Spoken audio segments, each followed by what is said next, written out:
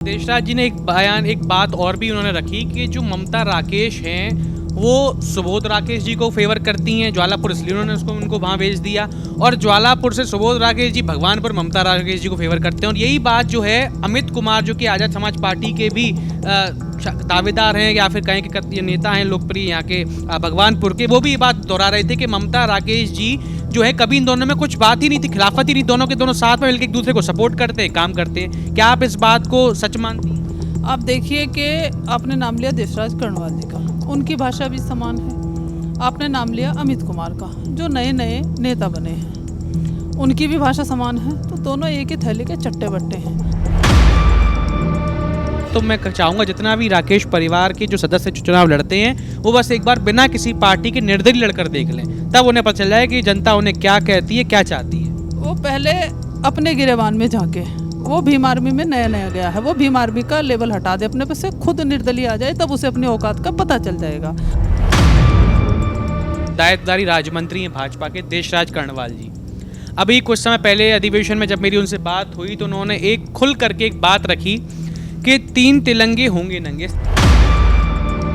उन्होंने कहा कि जो 3 लोग हैं कांग्रेस पार्टी के, यशपाल आर्या जी, प्रीतम सिंह चौहान जी और स्वर्गीय सुरेंद्र राकेश जी, उनका भी नाम लिया।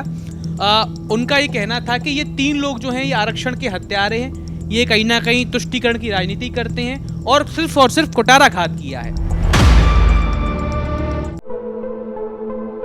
नमस्कार, मैं हूं ऋषभ शर्मा और आप देख रहे हैं द न्यूज़ वाला नेटवर्क। और इस वक्त हम मौजूद हैं भगवानपुर विधानसभा क्षेत्र में। विधानसभा चुनाव नज़दीक हैं।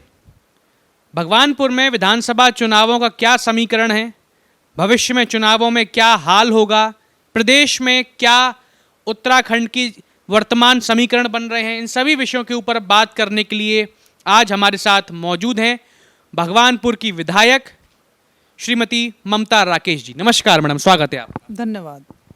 ममता जी, मेरा पहला सवाल शुरू इसी बात से होगा कि अभी आपने देखा होगा कि पश्चिम बंगाल में जो है ममता बनर्जी की सरकार गिर गई और भाजपा ने अपनी जगह बनाई है। तो जब लोगों से हमने बात करी यहाँ के, तो लोगों ने ममता बनर्जी को, ममता दीदी को ममता राकेश से कंपेयर कर दिया। तो आप ये समझेंगे कि क्या ममता राकेश का कद भगवानपुर में इतना बढ़ गया है कि ममता बनर्जी से उनकी तुलना की जा रही, या फिर ये कोई कटाक्ष था? देखिए, ममता बनर्जी ने लंबे समय तक एक छत्र राज रहा है पश्चिम बंगाल में, लेकिन जिस तरह की अब रणनीति हो रही है, आप देख रहे हैं कि भारतीय जनता पार्टी की सरकार में क्या हो रहा है, किसी से छिपा हुआ नहीं है। चुनाव आयोग पर ज़बरदस्ती तानाशाही, आज देश के प्रधानमंत्री जी अपील कर रहे हैं या व्यापारियों को डरा रहे हैं। आप पूछ लीजिए हमारे सराफा बाज़ार के व्यवसायियों से, क्या स्थिति उनकी दुकान की है। व्यवसायी परेशान है। देश के प्रधानमंत्री बड़े बड़े दावे, बड़े बड़े वादे कर रहे हैं। आज हमें कहते हुए दुख हो रहा है कि जो बड़ी बड़ी बातें करने वाले भारतीय जनता पार्टी के कद्दावर नेता हैं, यहाँ तक कि प्रधानमंत्री जी विकास के दावे करते हैं, विश्व गुरु भारत बनने जा रहा है। अर्थव्यवस्था क्या कह रही है? आज पूरी दुनिया में सबसे ज़्यादा कर्जदार जो देश हैं उनमें भारत टॉप पर आ गया है। तो क्या उपलब्धि कहेंगे इसके भारतीय जनता पार्टी की, या क्या देश के प्रधानमंत्री जी का सिर गर्व से ऊंचा होना चाहिए? ये सोचने वाली बात है। और आप देखिए, मैं दावे के साथ कह रही हूँ कि अगर यही स्थिति चलती रही, वो दिन दूर नहीं जब भूखमरी हमारे देश में चरम पर होगी। जैसा कि आपने प्रधानमंत्री की भी बात करी, तो प्रधानमंत्री जी जो हैं अभी उन्होंने आह्वान किया चीज़ों को लेकर के, तो सोना नहीं खरीदना है, सराफे का भी आपने जिक्र किया। तो अभी पेट्रोल को लेकर बात करी, तो आपने देखा होगा कि प्रधानमंत्री ने आह्वान किया कि मंत्रियों से, विधायकों से कि आप लोग अपने अपने जो काफिले हैं उसको कम कर दीजिए। लेकिन आपने देखा होगा कि भाजपा के कई सारे मंत्रीगण, कई सारे वरिष्ठ नेता जो हैं वो एक्टिवा पर गुजर रहे हैं, वो साइकिल चलाते हुए जा रहे हैं, लेकिन उनसे पहले कैमरा आगे बढ़ रहा है, कैमरा उनको रिकॉर्ड कर रहा है। तो लोगों का कहना ये है कि क्या ये एक ड्रामेबाजी है या फिर ये जनता को प्रेरित करने के लिए किया जा रहा है? आप इसे किस तरह देखती हैं? देखिए, बिल्कुल आपने सही कहा कि ये एक ड्रामेबाजी है। सिर्फ जब इनके भारतीय जनता पार्टी के मंत्री स्कूटर पर बैठते हैं या इलेक्ट्रॉनिक गाड़ियों में बैठते हैं तो कैमरा उनसे पहले उनके आगे आगे चलता है। ये कहते कुछ हैं, करते कुछ हैं, इनकी नीयत कुछ और होती है। अगर भारतीय जनता पार्टी इतनी हितैषी है जनता की, तो जनता की गाढ़ी कमाई जो दायित्वधारी लगातार एक लंबी लिस्ट भारतीय जनता पार्टी निकाल रही है, यहाँ भी प्रदेश की सरकार निकाल रही है लगातार एक लंबी लिस्ट है, क्यों उनमें कटौती नहीं करते, क्यों उनके खर्चों में कटौती नहीं करते। जनता के गाढ़े खून पसीने की कमाई है, और आज जब देश में स्थिति उत्पन्न हो रही है तो दायित्व न बांटे जाएं, कार्यकर्ताओं से काम लिया जाए, वो पार्टी का काम करें पूरी ईमानदारी के साथ और मेहनत के साथ में। अच्छा, जैसे कि आपने दायित्वदारियों की बात करी, तो दायित्वदारियों में एक दायित्वदारी राज्य मंत्री हैं भाजपा के, देशराज कर्णवाल जी। अभी कुछ समय पहले अधिवेशन में जब मेरी उनसे बात हुई तो उन्होंने एक खुल करके एक बात रखी कि 3 तिरंगे होंगे नंगे, इस तरह के जो बयान दिए उसमें उन्होंने कहा कि जो 3 लोग हैं कांग्रेस पार्टी के, यशपाल आर्या जी, प्रीतम सिंह चौहान जी और स्वर्गीय सुबोध राकेश जी का भी उन्होंने नाम लिया। उन्होंने कहा कि ये स्वर्गीय सुरेंद्र राकेश जी, उनका भी नाम लिया। उनका ये कहना था कि ये 3 लोग जो हैं ये आरक्षण के हत्यारे हैं, ये कहीं ना कहीं तुष्टीकरण की राजनीति करते हैं और सिर्फ कुटाराघात किया है। ये जो आरोप उन्होंने लगाया खुल करके कांग्रेस के लोगों पर, तो कहीं ना कहीं ये इस बात को आप किस तरह से देखती हैं? देखिए, मैं पहले भी कह चुकी हूँ, ना उन्हें भाषाई मर्यादा का ज्ञान है, ना उन्हें पद की गरिमा का ध्यान है। यशपाल आर्य जी का पद और कद बहुत ऊंचा है। आप उनके क्षेत्र में जाकर देखिए, पूरे उत्तराखंड में नहीं पूरे देश में यशपाल आर्य जी के जो किए हुए काम हैं वो नज़ीर बन चुके हैं। आज भी लोग उन्हें याद करते हैं।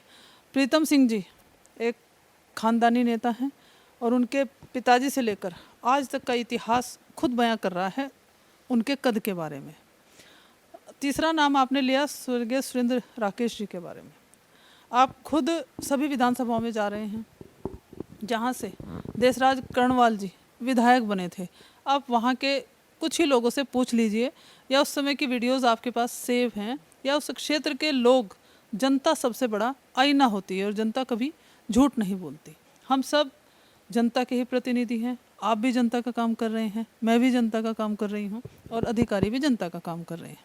तो किस तरह का व्यवहार उन्होंने जनता के साथ किया और क्या उन्हें जवाब मिला, ये कोई किसी से छिपा हुआ नहीं है।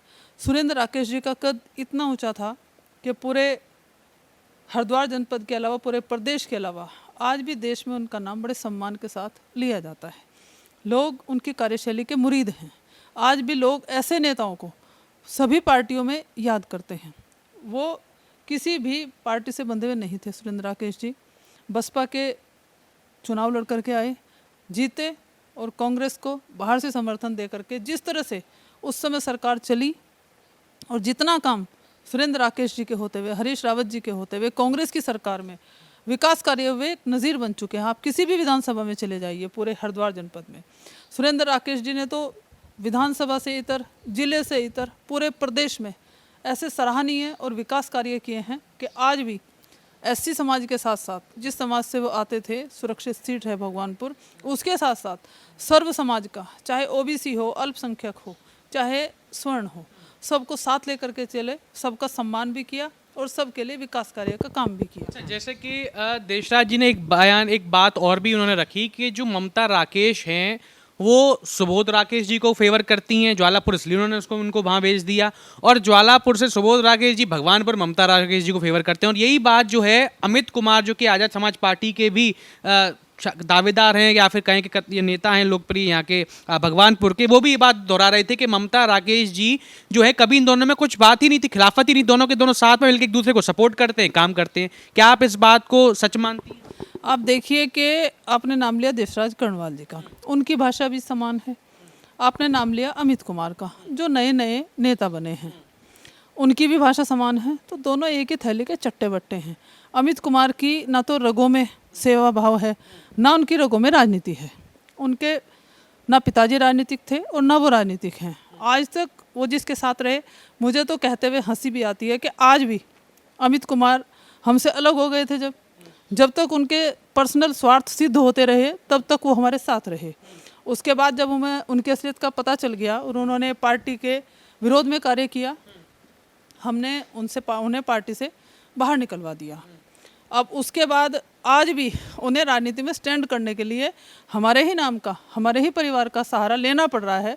तो मैं उनके दूर दूर तक ना राजनीति उनमें है, ना सेवा भाव उनमें। आप देखिएगा कोई सेवा भाव का काम नहीं करते, किसी के साथ खड़े नहीं होते। अच्छा, आपके पुत्र पर भी उन्होंने कई सारे आरोप लगाए कि भाई ये देखिए ये गुंडागर्दी करते हैं, गाली गलौज करते हैं, और भी ये बात उन्हें रखी कि सिर्फ और सिर्फ अगर वास्तविक में चुनाव अगर ममता राकेश जी का देखना है तो मैं चाहूँगा जितना भी राकेश परिवार के जो सदस्य जो चुनाव लड़ते हैं वो बस एक बार बिना किसी पार्टी के निर्दलीय लड़कर देख लें, तब उन्हें पता चल जाए कि जनता उन्हें क्या कहती है, क्या चाहती है। वो पहले अपने गिरेबान में झांके, वो भीम आर्मी में नया नया गया है, वो भीम आर्मी का लेवल हटा दे अपने पे से, खुद निर्दलीय आ जाए, तब उसे अपनी औकात का पता चल जाएगा। एक सवाल का जवाब अभी रह गया था, आपने कहा कि अमित कुमार ने कहा है, देशराज कर्णवाल ने कहा है कि सुबोध राकेश को नहीं ज्वालापुर भेज दिया गया। भाई वो भाजपा की राजनीति कर रहे हैं, मैं कांग्रेस की राजनीति कर रही हूँ। जब उन्होंने यहाँ 2 बार चुनाव लड़ करके देख लिया तो हो सकता है उनके समर्थकों ने, उनके कार्यकर्ताओं ने उनसे कुछ कहा हो। और अभी तो चुनाव बहुत दूर है, 7 महीने चुनाव में है। आप देखिएगा देशराज कर्णवाल अपनी भाषाई मर्यादा के कारण, अपने मुंह के कारण आज स्थिति ये हो गई है कि उनकी पार्टी ने उन्हें टिकट नहीं दिया था, और अब भी मुझे नहीं लगता कि उन्हें यहाँ से या कहीं से भी टिकट की। कह रहे हैं कि मेरी चर्चा भगवानपुर में भी हो रही है, मेरी ज्वालापुर में भी हो रही है, तमाम जगह बात करें, लेकिन उन्होंने कहा कि भगवानपुर में इस बार हो सकता है मेरी छाप चलेगी, हर जगह मेरी हरिद्वार में छाप। मैं तो कह रही हूँ भगवानपुर से लड़ें, हर पार्टी से कोई ना कोई लड़ेगा। आज स्थिति ये है कि भारतीय जनता पार्टी के पास भगवानपुर में चुनाव लड़ाने के लिए चेहरा नहीं है, तो यही स्थिति। ग्राउंड रिपोर्ट में जब हम बात करते तो लोगों के पास अभी तक सुबोध राकेश थे, अब सुबोध राकेश के बाद में उनको भी लगता है कोई चेहरा नहीं है। लेकिन मैं एक चीज़ ये और जानना चाहता हूँ, जैसे हमने कई ग्राउंड रिपोर्ट्स भी करी तो लोगों का ये एक निकल कर बात आई कि ममता राकेश जी का जो कालखंड है वो काफ़ी लंबा हो गया है, लेकिन कुछ जगहों पर विकास अभी भी नहीं हुआ। विकास अगर बात करें तो कई बार वो विकास कर रही हैं, लेकिन अपने लोगों क्या करती, लोग ये बात भी कई बार आरोप लगाते हैं। देखिए कुछ तो काम कहेंगे, लोगों का काम है कहना, लोग तो काम करने वालों पे भी आरोप लगाते हैं। लेकिन मैं आपके चैनल के माध्यम से बताना चाहती हूँ, जब से मैं राजनीति में आई हूँ, अपने स्वर्गीय बाबू कलीराम राकेश जी मेरे ससुर साहब, अपने स्वर्गीय पति सुरेंद्र राकेश जी के चिन्हों पर चल करके आप खुद एक्टिव हैं, हमेशा आप ग्राउंड रिपोर्ट तक जाते हैं। आप आज से 10 साल पहले की तस्वीर उठाकर देख लीजिए, आज की उठाकर देख लीजिए, विकास खुद बोलता है। आप देखिए भगवानपुर विधानसभा में जहाँ सड़कें नहीं थी वहाँ सड़कें पहुँच रही हैं। शिक्षा के क्षेत्र में भी आपने विधानसभा की कार्रवाई भी देखी होगी, हमेशा शिक्षा के क्षेत्र की समस्याओं को उठाते रहते हैं। मैंने सत्र में भी बात रखी कि बाबा साहब डॉक्टर भीमराव अम्बेडकर जी जो हमारे आइकॉन हैं, शहीदों का पाठ्यक्रम में शामिल किया जाना चाहिए, शहीद राजाओं की गाथाएं पाठ्यक्रम में शामिल हों, अनुशासन, उससे हमारे बच्चे अपना इतिहास सीखेंगे और अच्छे रास्ते पर चलने का, उनके जैसे रोल मॉडल अपना मानेंगे, उनके रास्ते पर चलने का काम करेंगे। अच्छा, जैसे कि एक ये बात निकल कर जरूर आई कि लोगों ने ये कहा कि अगर ममता जी के राज्य में विकास हो रहा है भगवानपुर में, तो अभी तक बस स्टैंड की जो समस्या है वो हल क्यों नहीं? क्योंकि आप देखेंगे भगवानपुर से कितने लोग हैं जो बस का सर्विस से लोग इधर उधर जाते हैं, लेकिन आवागमन के लिए तमाम इतने लंबे समय से बस स्टैंड की मांग हो रही थी कि एक बस स्टैंड की ज़रूरत है भगवानपुर क्षेत्र को, तो अभी तक भगवानपुर में बस स्टैंड क्यों नहीं लाया गया? देखिए भगवानपुर में बस स्टैंड बन गया था, शायद आपको जानकारी है, आपने देखा होगा। स्टेशन है लेकिन हाँ स्टेशन है, वो इसलिए खाली है क्योंकि एनएच का जो हमारा ये हाईवे का पुल बना है, इसकी वजह से थोड़ी सी टेक्निकल दिक्कत आ रही है। हमने केंद्रीय मंत्री गडकरी साहब से भी मुलाकात की, भगवानपुर में एलिवेटेड पुल बनाया जाए, ताकि आपने देखा कि यहाँ जाम की भी समस्या है, लगातार बनी रहती है। हमारे ठेली वाले, रेडी वाले वो भी परेशान रहते हैं, लगातार जाम की वजह से बहुत सारी समस्याओं का सामना करना पड़ता है। इसी के लिए अभी भी हमने माननीय मुख्यमंत्री से मुलाकात की और इस क्षेत्र में हम लगे हुए हैं। अगर एलिवेटेड पुल हमारा बनता है तो बहुत से लोगों को इसका लाभ मिलेगा। और बसें, हमारे क्षेत्र में 2 बसें बंद हो रखी थी, हमारी डाडापट्टी से जो बस चलती थी सिकरोडा से होकर के रुड़की जाती थी, उसे हमने पुनः संचालन उसका करा दिया गया था। अच्छा, जैसे कि एक बात मैं और समझना चाहूँगा, जैसे कि अभी आपने देखा होगा चंपावत का एक घटनाक्रम सामने आया था जिसमें एक बालिका का मामला निकल कर आया, लेकिन पुलिस वहाँ की विभाग ने और प्रशासन ने वो स्पष्ट रूप से उसकी पूरी रूपरेखा को रख दिया कि ये जो बलात्कार का मामला था ये पूरी तरीके से फर्जी है। लेकिन उसके बावजूद भी कांग्रेस पार्टी, खास करके गणेश गोदियाल जी, वो लगातार इस बात को उठाते रहे हैं और उठा रहे हैं अभी भी कि हमको आंदोलन करना चाहिए। बार बार कांग्रेस जब वो मामला ही पूरा समाप्त हो गया, फर्जी करार दे दिया गया, उसके बावजूद भी कांग्रेस पार्टी विरोध क्यों कर रही है, पुतले क्यों जला रही है और अभी भी उस बात को क्यों उठा रही है जब वो मुद्दा ही समाप्त हो गया? मेरा सवाल अब ये है आपसे। देखिए, हमने पहले भी कहा था कि कितनी अंकिता और हैं। एक अंकिता भंडारी, हमारे प्रदेश की, देश की बेटी, आज तक उसे इंसाफ नहीं मिल पाया है।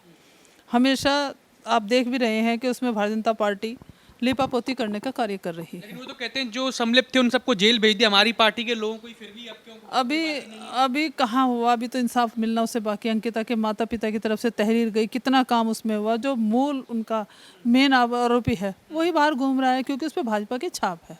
भाजपा अपने कार्यकर्ताओं को बचाने का काम कर रही है। हरिद्वार से लेकर के अंकिता भंडारी के मामले में आप देख लीजिए, हरिद्वार में 2 घटनाएं हुई। भारतीय जनता पार्टी की महिला पदाधिकारी अपनी बेटी के साथ किस तरह का, हमें तो कहते हुए भी शर्म आती है कि व्यवहार करती है। बड़ा दुर्भाग्यपूर्ण बात है। ये तो लीपापोती करने का काम करते हैं भाजपा। चंपावत में जो हुआ मामला? चंपावत में जो हुआ उसे भी सब यही चल रहा है, असली चीज़ सामने आने नहीं देते और फर्जीवाड़ा करार दे देते हैं। अच्छा, अगर मैं ये समझना चाहूँ कि जैसे कि अभी महिला आरक्षण नारी शक्ति वंदन अधिनियम सरकार लेकर आई, विशेष सत्र भी लगाया गया था उत्तराखंड में, तो कहीं ना कहीं जो कांग्रेस की पार्टी के लोग हैं, आप खुद महिला हैं, आप एक महिला, आप आरक्षण की डिमांड क्यों नहीं चाहती कि महिला आरक्षण किया जाए, जबकि तमाम लोग हैं वो कह रहे हैं कि महिलाओं को आरक्षण तो मिलना चाहिए। फिर खास करके जो कांग्रेस है या विपक्षी दल है वो इसका विरोध क्यों कर रहे हैं, और खास करके जो महिला प्रतिभागी हैं, जो महिला प्रत्याशी हैं, वो खुद क्यों कर रही हैं इसका विरोध? आपको किसने कह दिया कि कांग्रेस ने विरोध किया? हम तो समर्थन कर रहे हैं महिला आरक्षण बिल का। महिला आरक्षण बिल होना चाहिए। और सबसे पहले कांग्रेस पार्टी ही, स्वर्गीय राजीव गांधी जी महिलाओं को राजनीति में अहम भूमिका मानते हुए आरक्षण महिलाओं के लिए लाना चाहते थे। उन्होंने इसकी शुरुआत पंचायत से की, पंचायत राज में इसकी शुरुआत की। आज भी हम चाहते हैं कि भारतीय जनता पार्टी ईमानदारी के साथ महिला आरक्षण बिल लागू करे। तो आप लोगों ने तो विरोध कर दिया। नहीं, विरोध नहीं किया। मेरी बात अभी पूरी नहीं हुई है। जब 2023 में महिला आरक्षण बिल दोनों सदनों से पास हो गया था, तो 2024 में पूरी ईमानदारी के साथ भारतीय जनता पार्टी को इसे लागू करना चाहिए था। अब जनगणना चल रही है। सच्चाई तो यह है कि महिला आरक्षण बिल की आड़ में भारतीय जनता पार्टी परिसीमन बिल लाना चाह रही थी, जिसका हम विरोध कर रहे थे। परिसीमन अगर लागू हो तो अब जनगणना चल रही है, या तो पहली जनगणना के आधार पर ही लागू करना चाहिए था, उसी के आधार पर महिला आरक्षण बिल लागू करना चाहिए था।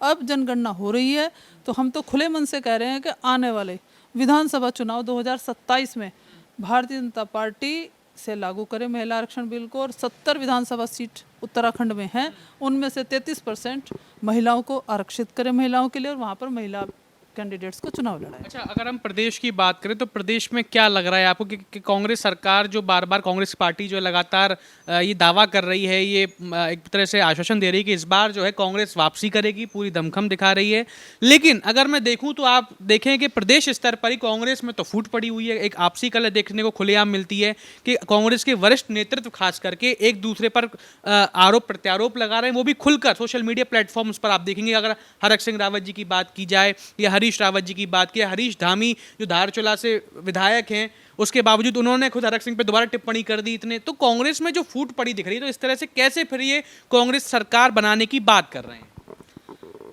देखिए, जनता आज इतनी परेशान हो चुकी है कि जनता चाहती है कांग्रेस का राज आए, और कांग्रेस ने हमेशा सबका विकास करने का काम किया है, सबको साथ लेकर के, बिना किसी भेदभाव के, ना धर्म के आधार पर, ना जाति के आधार पर, ना संप्रदाय के आधार पर, सबको साथ लेकर के कांग्रेस पार्टी चलती है।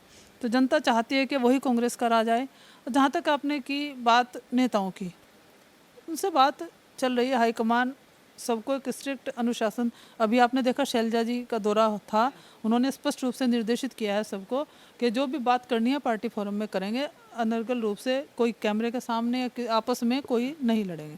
तो मुझे लगता है बहुत जल्दी इस पर लगाम लग जाएगी और सभी नेता कांग्रेस का काम करेंगे और जनता का काम करेंगे। अच्छा, जैसे कि अभी आप देखेंगे कि अर्धकुंभ भी आ रहा है, और अब सरकार जो है लगभग बड़ी तैयारी कर रही है, बड़े स्तर पर कर रही है, लेकिन आप देख रही हैं कि सरकार जो है कार्रवाई भी कर रही है। जो अवैध निर्माण होते हैं, अतिक्रमण होते हैं, वहाँ से हटाई जा रही है। धामी सरकार का एक कहीं ना कहीं जो आप देखती हैं कि एक कम्युनिटी को लेकर बात है कि ये जहाँ पर जो शरिया कानून है ये सब यहाँ नहीं चलेगा, या फिर जो आपका कहें कि तमाम जो अतिक्रमण होते हैं, मज़ार होते हैं, उन पर अतिक्रमण कहीं ना कहीं जेसीबी चल रही हैं।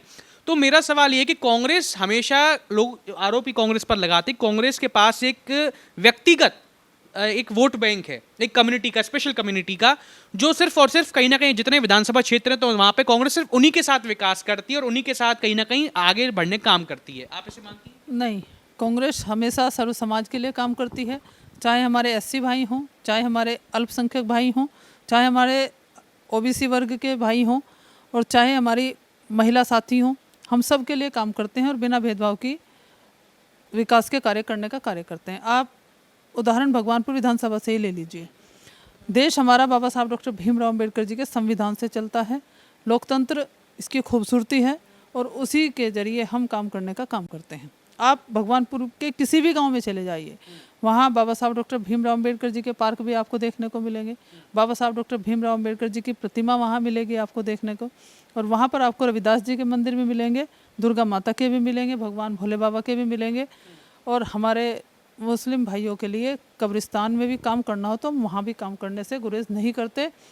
अगर शिक्षा के क्षेत्र में कहीं भी काम करना पड़े तो हम उसमें परहेज नहीं करते। शिक्षा हमारी सर्वोपरि सर्वोच्च प्राथमिकता है। विद्यालयों में भी हमने काम किया है, तो चाहे सड़कों का काम हो और किसी भी क्षेत्र का विकास उसके स्वास्थ्य से, सड़कों से और शिक्षा से वहाँ का आईना होता है। अच्छा, जैसे कि अब लोग ये बात कह रहे हैं, विपक्ष खाकर के बात कर रहे हैं, चाहे भाजपा के लोग हों या फिर आज़ाद समाज पार्टी के और अन्य दल, कि इस बार ममता राकेश का जो गढ़ है भगवानपुर है, जो लगभग 15 सालों से एक किला कह रहे हैं, जैसे ममता बनर्जी किला हुआ करता था बंगाल में, इस बार उसको भेद करके यहाँ भाजपा अपनी जगह बना लेगी। क्या लगता है? देखिए, मैंने पहले भी कहा और मैं आज भी कहती हूँ, ममता राकेश शासक नहीं है, ममता राकेश सेविका है जो जनता की सेवा करने का कार्य कर रही है। जिस तरह से सोना आग में जलकर कुंदन बनता है ना, उसी तरह से राकेश परिवार, मेरे स्वर्गीय बाबूजी और मेरे पति स्वर्गीय सुरेंद्र राकेश जी ने ना अपना स्वार्थ सिद्ध किया, ना अपने लिए कार्य किया, हमेशा जनता की सेवा की है, जनता के लिए कार्य करने का काम किया है। आप देखिए, सुबह 7 बजे से लेकर के आप हमारे फ़ोन चेक कर लीजिए, रोज़ाना के कम से कम 300-400 के अराउंड फ़ोन हमारे पास आते हैं। रात को 12 बजे भी फ़ोन आएगा, सुबह 7 बजे भी फ़ोन आएगा और कभी कभी 7 बजे से पहले भी फ़ोन आएगा। तो किसके पास ऐसे फ़ोन आते हैं? और ये परिवार ऐसा है जो हमेशा 24 घंटे क्षेत्र की जनता के साथ खड़ा रहता है, और केवल विधानसभा से ही नहीं, पूरे जनपद से लोग हमारे पास आते हैं। वो इसीलिए आते हैं कि यहाँ ये राकेश परिवार सेवा के लिए जाना जाता है। अच्छा, जैसे कि विपक्ष ने ये आरोप लगाया कि जो ममता राकेश है या फिर जो राकेश परिवार रहा है, जैसे कांग्रेस को वो कहते हैं भाजपा वाले कि कहीं कांग्रेस में जो है परिवारवाद अच्छे से चलता है, जमकर चलता है, वही भगवानपुर क्षेत्र में बात करें तो ममता राकेश जो राकेश परिवार है यहाँ भी परिवारवाद देखने को मिलता है। क्योंकि लोगों ने ये कहा कि आपका, एक मैं इंटरव्यू सुन रहा था तो लोगों ने ये बताया कि आप जब पूछा गया, एक पत्रकार साथी ने एक प्लेटफॉर्म पर पूछा कि क्या लगता है कि आपके पुत्र हैं उनको भी मौका राजनीति में मिलेगा, तो आपने कहा था कि बिल्कुल, इंजीनियर का पुत्र इंजीनियर होता है, डॉक्टर का पुत्र डॉक्टर होता है। तो इसका मतलब आप यही संकेत देना चाह रही थी कि आपके पुत्र को मौका मिलेगा, आपका पुत्र भी विधायक रहेंगे। तो लोगों ने ये कहा, तो ये तो राकेश परिवार का कहीं ना कहीं परिवारवाद हो गया कि मतलब मैं राजा हूँ। आपने सुना अमित कुमार ने भी बयान दिया कि राजा का पुत्र जो है, रानी का पुत्र जो है वो राजा नहीं होगा, इस बार जो जनता चाहेगी वही होगा। तो क्या आप इस बात को मानती हैं कि राकेश परिवार का परिवारवाद हमेशा से भगवानपुर क्षेत्र में रहा है? देखिए, मैं इसे परिवारवाद का नाम नहीं देना चाहती। मेरा ये मानना है, क्योंकि मैं शिक्षिका रही हूँ और आज भी अपने आप को विधायक से पहले शिक्षिका मानती हूँ। शिक्षक उस कुम्हार की तरह होता है जो कच्ची मिट्टी से, अपने विद्यार्थी कच्ची मिट्टी के समान होते हैं, उन्हें उनकी प्रतिभा के अनुरूप उस रंग में ढालना चाहते हैं जो उसमें प्रतिभा होती है। तो प्रतिभा जहाँ होगी वहाँ निखरेगी। जो जनता का काम करेगा वो जनसेवक बनेगा, उसमें क्या बुराई है? जरूरी नहीं कि क्रिकेटर का बेटा क्रिकेटर ही बने। आपने देखा भी है, फिल्म स्टार का बच्चा फिल्म स्टार बने, ये जरूरी नहीं है। जिसमें जैसा टैलेंट होगा, जैसी प्रतिभा होगी, मेरा भी मानना है कि उसे उसी क्षेत्र में आगे बढ़ना चाहिए। आप परिवारवाद की बात कर रहे हैं, मास्टर सत्यपाल भाजपा से हैं और अमित कुमार के सगे चाचा हैं। जब सत्यपाल मास्टर जी ने कौन सा चुनाव नहीं लड़ा, यहाँ सारे चुनाव लड़े। अब अमित कुमार राजनीति में आ रहे हैं, वो टिकट मांग रहे हैं, क्या ये परिवारवाद नहीं है? उनकी भाषा परिवारवाद की कौन सी है? क्या अलग अलग पैमाने हो गए? तो जो जैसा टैलेंट है, जो जिसका शौक है, उसे उसी क्षेत्र में आगे बढ़ना चाहिए। अच्छा, जैसे कि ये तो हो गया बात। अब जैसे हमने देखा था कि आप सरकार की तरफ से एक आदेश आता है भगवानपुर में कि इस अतिक्रमण पर जेसीबी चलेगी, तो आपने उसमें हस्तक्षेप किया और आपने कहा कि मेरी डीएम से बात हो गई है, यहाँ ये सब कुछ नहीं होगा। ये क्या मामला? गलत बात आपको बताई गई है, आपको पूरा सच नहीं बताया है जिसने भी आपको दी, क्योंकि अचानक से घटना हुई। यहाँ पर हाईवे के पास कुछ दुकानें थी, उन्हें एक तो बिना नोटिस के उनकी दुकानों को तोड़ने के लिए कार्रवाई की गई। मेरे पास वो लोग आए थे, सुबह आए, सुबह आकर के हमने कहा भाई कोई आदेश नहीं है। मैंने हमारे एसडीएम की ड्यूटी वहाँ लगी हुई थी चारधाम यात्रा में, केदारनाथ जी थे, वो यहाँ नहीं थे। तो मैंने अपने लेखपाल से पूछा भाई क्या मामला है। उन्होंने कहा कि मैडम इनका कोर्ट में है। कोर्ट से कोई उनका डिसीजन नहीं आया है, बिना कोर्ट के आदेश के, बिना दुकानदारों को सूचना दिए। दुकानें कुछ किराए पे चल रही थी, दुकानों के शटर बंद थे, दुकानदार ने जिन्हें किराए पे दे रखी थी उनका सामान उसमें था। मैंने डीएम साहब से वार्ता की, डीएम साहब ने उन्हें कल, पीड़ितों को कल अगले दिन के लिए टाइम दिया।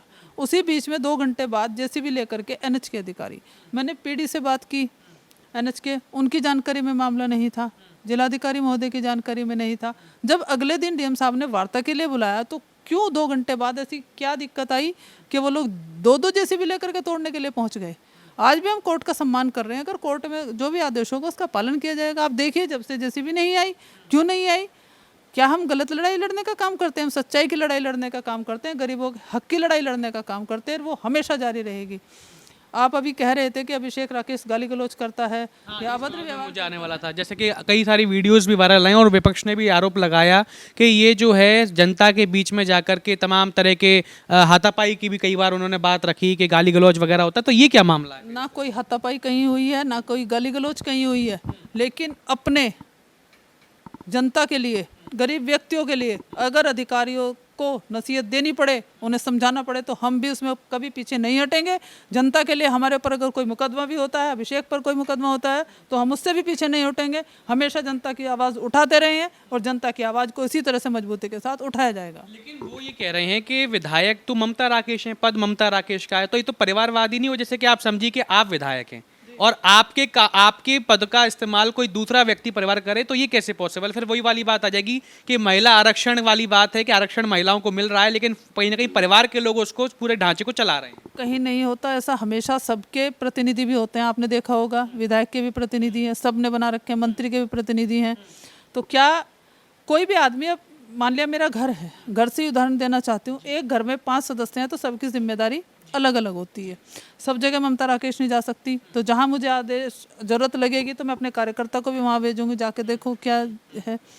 अगर जिलाधिकारी महोदय हैं, अपने ज़िले के मालिक हैं, क्या वो अपने जूनियर्स का, अपने जो जूनियर उनके अधिकारी हैं उनका सहारा नहीं लेते? काम तो सबके सहयोग से होता है, तो वो मेरा सहयोग करते हैं, ना कि मेरे पद का दुरुपयोग करते हैं। ठीक है, तो अंतिम सवाल मेरा आपसे ये रहेगा कि लोग ये जानना चाहते हैं कि क्या इस बार 27 विधानसभा चुनाव में ममता राकेश जी ही अपनी उम्मीदवारी करेंगी या अभिषेक राकेश जी को इस बार मौका देंगी? लोगों का ये कहना है, क्योंकि वो युवा चेहरा भी हैं और लोग कह रहे हैं कि अगर इस बार युवा चेहरे को भी मिले तो कहीं ना कहीं जो टक्कर है, समीकरण बनेंगे, हर तरफ से युवा का एक टकराव होगा, तो वो फिर एक अलग देखने को मिल सकता है माहौल। तो आपके हिसाब से इस बार क्या रहेगा? क्या अभिषेक राकेश जी तैयार हैं इस बार आपकी जगह लेने के लिए? ना तो जगह परिवर्तन वाली बात होती, ममता राकेश और अभिषेक राकेश अलग नहीं हैं। जैसी जनता की इच्छा होगी उसी के अनुरूप काम किया जाएगा, जो हाईकमान का आदेश होगा वो मान्य होगा। तो दर्शकों, ये थी हमारे साथ ममता राकेश जी, जिन्होंने अपनी बात को बड़ी बेबाकी से रखा कि क्या माहौल होगा भगवानपुर विधानसभा क्षेत्र में आने वाले चुनाव में। इस बार चुनाव में क्या परिणाम होगा ये तो वक्त ही बताएगा, पर आप इस तरह की और भी तमाम ग्राउंड रिपोर्ट्स को, खबरों को देखने के लिए देखते रहिए द न्यूज़ वाला नेटवर्क। बहुत बहुत धन्यवाद।